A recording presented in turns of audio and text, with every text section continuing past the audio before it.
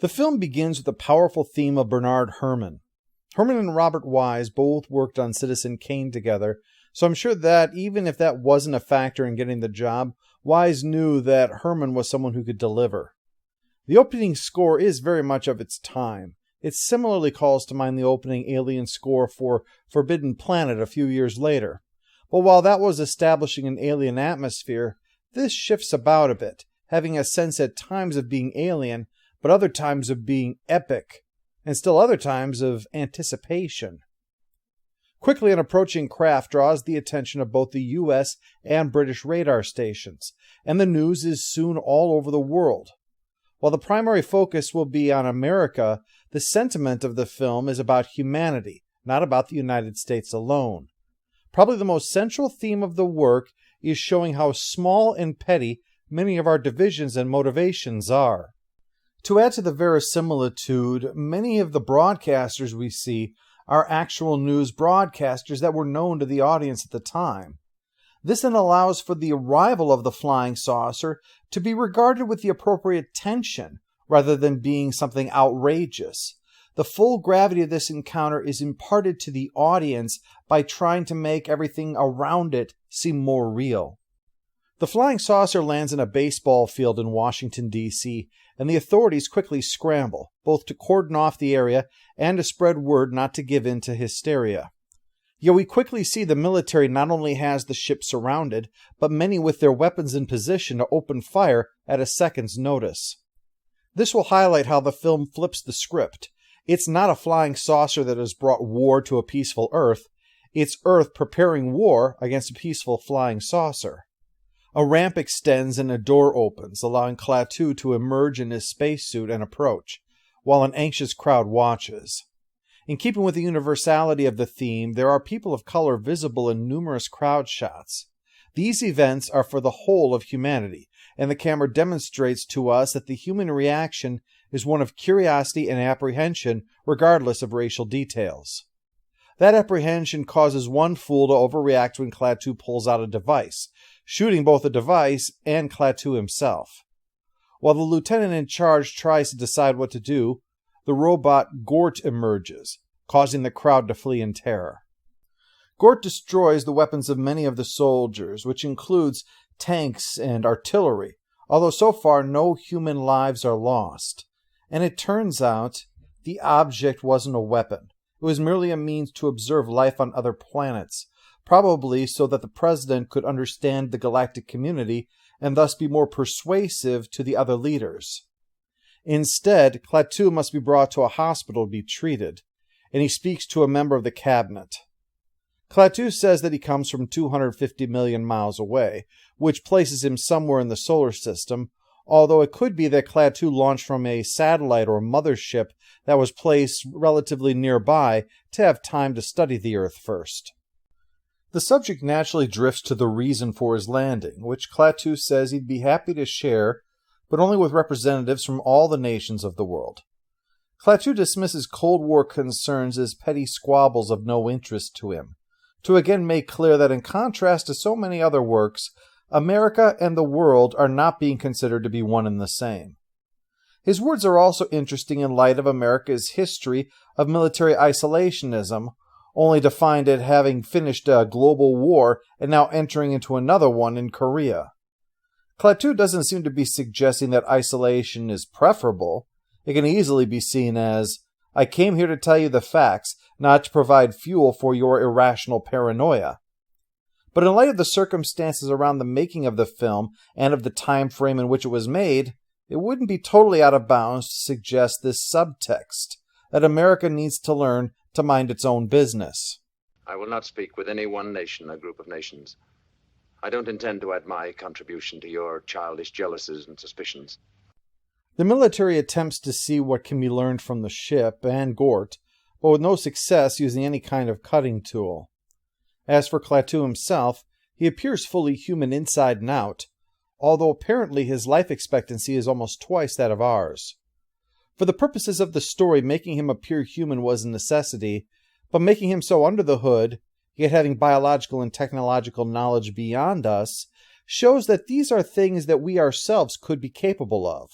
Our fallibility is shown in contrast when the secretary returns with messages from the other leaders, who refuse to attend this meeting because it's not being held in a place of their preference, and there are no locations that will satisfy all parties. Klaatu decides the only way to understand the basis for this absurdity is to get amongst the people and see what he can learn directly. This, however, is merely a statement of intent. It's not a request for permission. So when that's refused, he just finds a way to slip away anyway, and bedlam ensues as the hunt for him begins. Yet Klaatu acts nothing like a fugitive, or otherwise as if he were in a hostile foreign land, merely going about the business of learning about humans. Wise juxtaposes this by showing the contrast between the hysteria of the radio broadcasts with images of the man himself, looking quite ordinary and non-threatening, just walking up a street minding his own business, to show the disproportionate reaction in the situation. Klaatu goes to a boarding house, and Wise introduces him with this shot, demonstrating this powerful presence of Klaatu. Yet when we return, the upward angle that endowed him with that sense of great import is swapped for one that's more horizontal, to show Klaatu as just another human, which is what his intention is. He's introduced to the group, which includes Helen and her son Bobby, who correctly assumes a connection to the missing spaceman, although he's assuming that Klaatu is an FBI agent who's looking for him.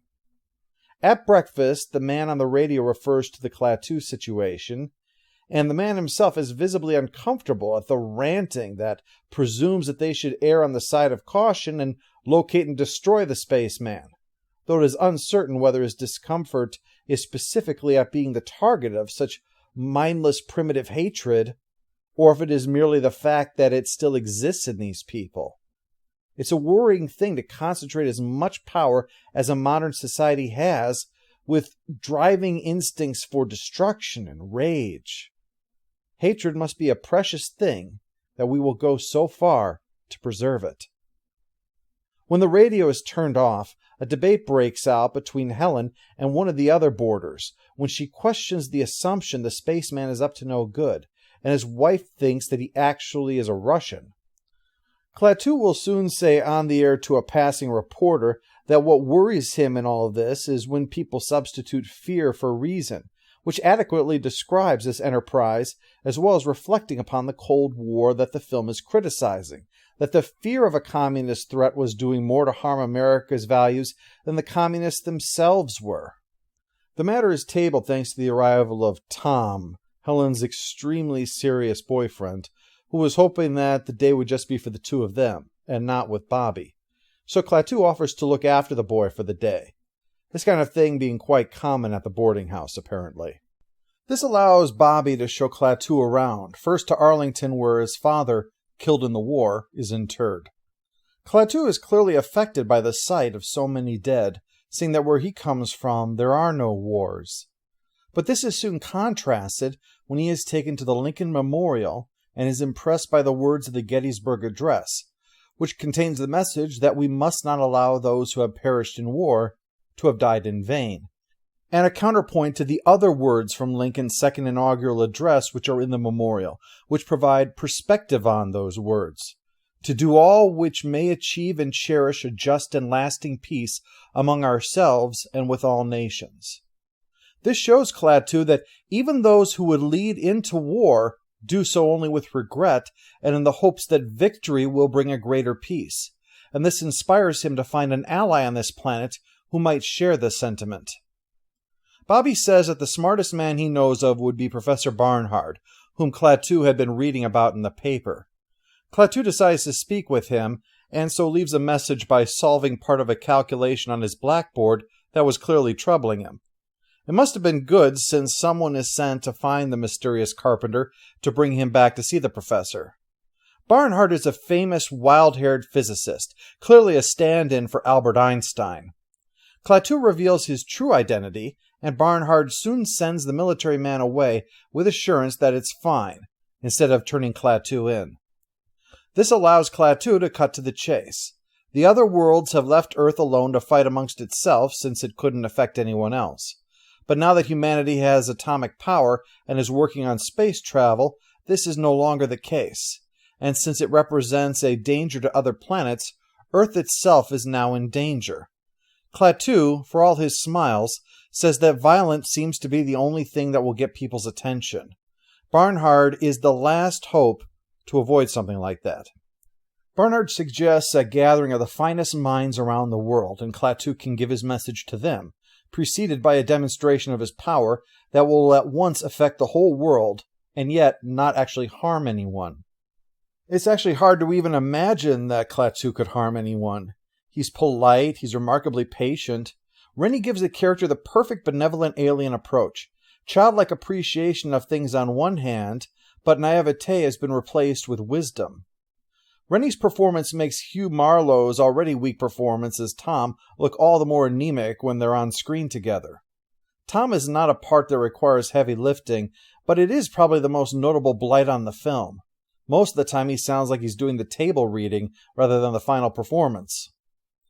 That evening, a hole in Klaatu's story about needing a flashlight prompts Bobby to follow him, leading to the spaceship where Klaatu uses the flashlight to communicate with Gort, after which the robot finally starts moving, knocking out the two guards so that Klaatu can enter the ship.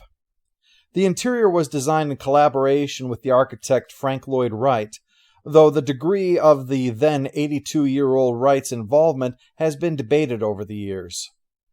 Herman helps a great deal in establishing this as an alien place with his music, causing Klaatu's otherwise unremarkable behavior to feel far more tense to witness. It shows the importance of these frequently underplayed elements. Music establishing atmosphere, an actor providing unscripted movements, looks, and reactions. And the other things that don't often leap to mind when we think about what makes a film great. Certainly this can't make up for serious mistakes in the most central parts of a film, but it shows how a film is in some ways kind of like a band. The concert will depend a lot on the lead, of course, but the success or failure of the other musicians is going to determine whether it's exceptional or merely okay. Between what Bobby says that he saw, although she is understandably skeptical, Helen's concern about his interaction with Klaatu, and the strange diamond that Tom finds in Klaatu's room, their version of money, he says, Helen is becoming uncomfortable about him. So her reaction to his arrival at her work is understandable. As they become stuck in an elevator, Klaatu says that he intends to explain things to her, but in the larger context. This is both the demonstration for Bernhard and the reason that the film is called The Day the Earth Stood Still. All across the globe, electricity simply doesn't work anymore. The film makes clear to show people reacting all across the world to this, to again show this is a global issue. Notable is that in Russia, while a single soldier is visible, the focus of the scene is on very ordinary-looking people dealing with this, rather than the centers of communist authority that would be expected from a Cold War film. In keeping with his assurance to Barnhard, Klaatu made sure that this wouldn't cause catastrophe. Hospitals kept power, airplanes didn't drop out of the sky, etc. But the point is made. Your presumption that you are in control is a delusion. After 30 minutes, everything returns to normal, and Helen, while visibly nervous certainly, still seems convinced that Klaatu is the good guy here. After all, as frightening as it might be to find out that just one person can shut down the world on a whim, the fact that this is all that he does shows respect for human life, while the monster that everyone is describing wouldn't care how many died so long as its point was made. But that's not the way the military sees it. Killing him is now definitely on the table. It's a matter of concern because after having the diamond appraised, Tom is ready to call the Pentagon, no matter what Helen tells him. To the list of petty concerns, his is the most petty of all. Fame and all the financial benefits that go along with it. Everyone else, even in their stubbornness, is at least acting in the misguided support of their own nation. Tom's concern is for what he's going to get out of this. He even goes so far as to say, I don't care about the rest of the world. Thanks to Tom, the military is mobilized, and Helen and Klaatu have to find a place to hide until the meeting. In case the worst happens, though, Klaatu tells Helen to give Gort the following command if anything should happen to him. A phrase that would become famous. Klaatu Barada Nikto.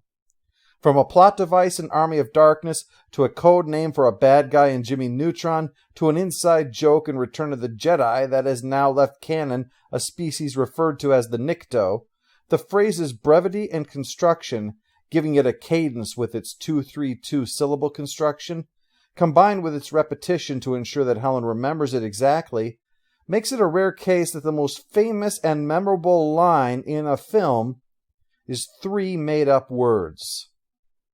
A linguistic analysis of it, Klaatu uses the language to issue several commands, suggests that it means literally, stop barbarism, I have death, bind, or in effect, I die, repair me, do not retaliate. As Klaatu notes, Gort has the power to destroy the world, and tying back to what he had told Barnard, suggests that Gort is the weapon that would carry this out. As feared, when the soldiers spot Klaatu running away, they gun him down in the street without warning. In response, Gort immediately activates, melting the plastic he's been encased in and disintegrating 2 soldiers. As I mentioned in the accompanying video, the short story has the twist ending of Klaatu not being the master, but the robot is. The film bends this substantially. Rather than assuming Klaatu to be the master, it's assumed that Klaatu is the threat, when it's the robot that is truly the threat, as this execution demonstrates. Helen is menaced as well when she arrives, but finally she recalls the command and Gort stops and instead brings her aboard the ship, then locates and recovers the body of Klaatu to restore him to life. The global intellectuals are gathered, although they're discussing whether or not to leave in light of Gort's behavior, but that's when Klaatu goes out to speak with them. He announces that he's departing and explains how things are now. The planets out there have formed a system to ensure the peace, and robots like Gort are how that is enforced. So long as humanity keeps its squabbles on Earth, then no one will care, but bringing that conflict out into space will bring destruction on us, as it will any other planet that does the same. Conflict between worlds is thus forever eliminated, and they have instead turned their efforts in other directions. As he notes, this is not a perfect system, but it does prevent interplanetary war, and Klaatu leaves them, and the audience, to contemplate the thought, is war worth the risk of total annihilation? The Day the Earth Stood Still is quite a unique film, especially for its time. It uses a premise that cannot exist without science fiction, while not exploring it in a way that science fiction might traditionally go about it. It features an alien protagonist, but he is not presented as being alien so much as transcendent. He's like humans, but in a more enlightened state. By focusing upon the viewpoint the outsider has, we see the overreaction to his presence for what it is, rather than looking at it from a human point of view that would invite the same sense of fear towards the outsider. What we see is that we need not fear the spaceman, but rather the robot Gort. More on that in a moment. The hysteria that Klaatu's presence invites, the irrational overreaction, is naturally a part of the Cold War criticism that the film presents. I think it is vital to note the distinctions that are drawn in this work, lest it be misunderstood. Some who opposed the Cold War argued that America was being hypocritical, because America claimed that its opposition to communism in general and the Soviet Union in particular was because of their amoral behavior. These critics pointed out that America was unwilling to hold itself to the same moral standard. This was a point that even George F. Kennan, who had helped put the Cold War strategies into motion, would bring up a few years after the film's release, saying essentially that if America wants to make the world better, it should start by sorting out its own problems. And frequently at the top of the list of American moral failings by these critics was systemic racism. To be fair, Truman was himself trying to push through civil rights reform, so this is not a pure correlation between views on race and views on the Cold War.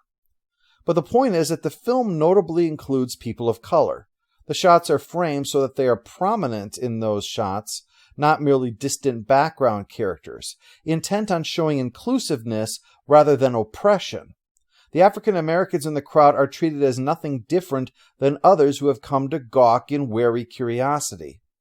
Likewise, in the collection of experts gathered from around the world who represents the best of their people, people of color of many nationalities are not only present, but prominent. The film doesn't attempt to use race to shame America for its moral failings. It uses race to show that everyone should be a part of this moment, regardless of our artificial distinctions. Because all this happens on American soil, one could say the intention was to shame America, but the intention is far more likely in that light to be to shame not the country, but the fear and irrational animosity that the country had chosen to embrace. As Klaatu makes clear, his problem is with stupidity. His people have learned to live without it.